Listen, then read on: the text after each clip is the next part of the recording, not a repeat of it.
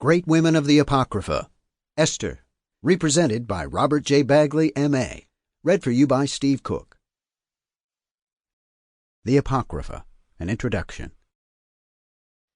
Since 382 A.D., when St. Jerome began his historic revision of the Latin Bible, to the present-day version of these works, the books known collectively as the Biblical Apocrypha, or simply the Apocrypha, have been distinguished by controversy, acceptance, inclusion, exclusion, and curiosity.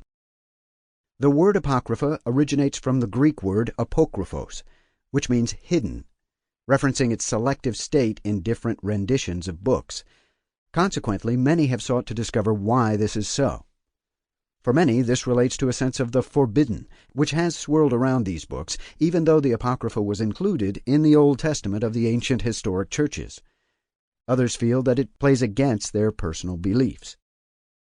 When Jerome settled in Bethlehem in 388, he devoted the last 34 years of his life to translating the Old Testament from its original Hebrew text into Latin.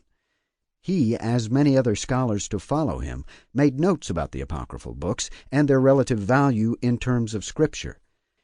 Jerome completed the Vulgate in 405 A.D.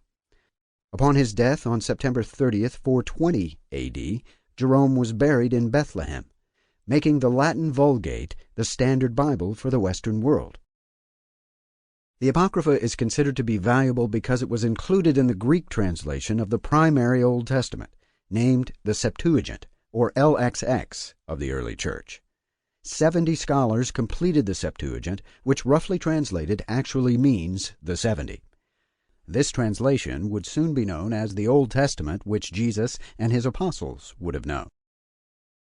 The books called the Apocrypha were written during the 3rd to 1st centuries B.C. They would get their origins from such diverse places as Alexandria, Egypt, Antioch, Syria, and Israel. Some of these books were written in Greek, which was the common language throughout the Mediterranean during those times and continued to the time of the New Testament. Many of these works were originally written in Arabic and Hebrew before they would be translated into Greek.